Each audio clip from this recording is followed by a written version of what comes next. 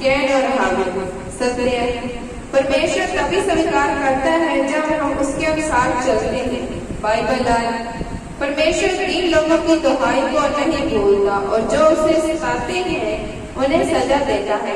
भजन संहिता 9:12। परिचय, आदम और हवा और उनके पाप के कारण परमेश्वर से अलग हो गए। आज के पाठ में आदम और हवा के और उनके पुत्रों के बारे में जानेंगे।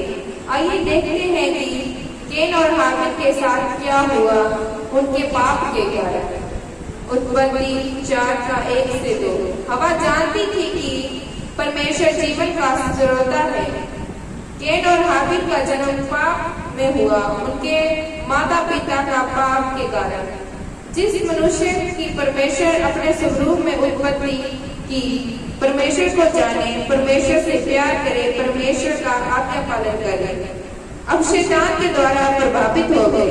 वे परमेश्वर से अलग होने को रोकने के लिए कुछ भी नहीं कर सके, किंतु कृपालु परमेश्वर ने पहले ही उनके लिए मार्ग तैयार कर दिया कि वे परमेश्वर के समीप आ सके।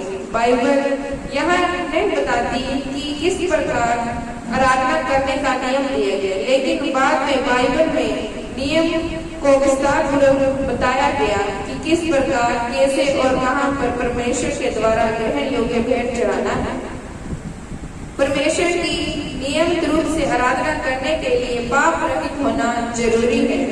एक पाप रहित मेमने को मारना है और उनका खून बहाना है। इस प्रकार का उन्हें निर्देश दिया गया। उत्पत्ति 4:3-5। कैन और हाबिल परमेश्वर के बारे में जानते थे कि क्योंकि वे परमेश्वर के लिए बलिदान चढ़ाया करते थे। हाबिल ने पहलौठे मेमने को मारकर उत्तम बलिदान चढ़ाया और परमेश्वर उसके बलिदान से प्रसन्न हुआ। कैन ने अपनी खेती में से कुछ हिस्सा भेंट के रूप में चढ़ाया। परमेश्वर ने उसकी भेंट को अस्वीकार कर दिया। परमेश्वर ही तय करता है कि किस प्रकार का बलिदान स्वीकार करने योग्य है, कैन और हाबिल नहीं। हम तभी परमेश्वर के समक्ष स्वीकार योग्य बलिदान चढ़ा सकते हैं जब हमें स्वीकार कर ले कि हम पापी हैं और केवल परमेश्वर ही की उदार दे सकता है।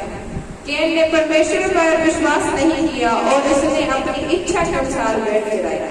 उत्पत्ति 4:6-7। परमेश्वर के अत्यधिक प्रेम के कारण परमेश्वर ने उसे चिताया कि वे अपने पाप पर विजय प्राप्त करें। उत्पत्ति 4:8-9। परमेश्वर जानता था कि कैन ने अपने भाई को मार दिया, किंतु परमेश्वर चाहता था कि कैन अपने पापों को परमेश्वर के समक्ष मान ले। उत्पत्ति 4:10-15। परमेश्वर पाप का दंड देता है। उत्पत्ति 4:16। कैन ने परमेश्वर के समक्ष अपने पापों को मानने और नींद पड़ने को अस्वीकार कर दिया। परमेश्वर हमसे ये नहीं कहता कि पहले हम अपने पापों को छोड़ें तब वह हमें उदार देगा, बल्कि परमेश्वर कहता है कि हम उस पर विश्वास करें कि वह हमें बदलेगा। उत्पत्ति 5:3-5। आदम और हवा के तीसरा पुत्र हुआ शेम। ये वही है जिसके द्वारा परमेश्वर छुटकारा देने वाले को भेजेगा और इसके बाद आदम और हवा की मृत्यु होगी। पाप के कारण मृत्यु संपूर्ण मनुष्य जातियों में फैल गई। रोमियो 5:12। उत्पत्ति 5:22। अनोख जो कि शेर का वंश था और उसका जन्म भी पाप में हुआ था, लेकिन परमेश्वर पर विश्वास किया। उसने लोगों को चेतावनी दी कि परमेश्वर उन्हें बुरे कार्य को दंड देगा। यहूदा 14:15। हनोक की मृत्यु नहीं हुई, किंतु वह परमेश्वर के द्वारा स्वर्ग में उठा लिया गया। परमेश्वर की जो इच्छा होती है वह परमेश्वर करता है, क्योंकि वह परमेश्वर है।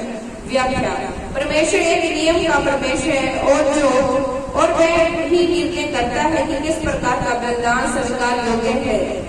परमेश्वर स्वर्गज्ञानी है, इसलिए हर एक बलिदान के पीछे हमारा उद्देश्य है। परमेश्वर जानता है कि परमेश्वर हमारे विचारों को भी जानता है। पूछिए, इस कहानी में आपको कौन सी बात अचंभित करती है? इस कहानी में कौन सी बात सबसे रुचिकर थी?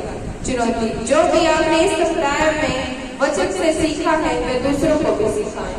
आमीन। अगर आप प्रार्थना करवाना चाहते हो और बाइबल के बारे में और जानकारी प्राप्त करना चाहते हैं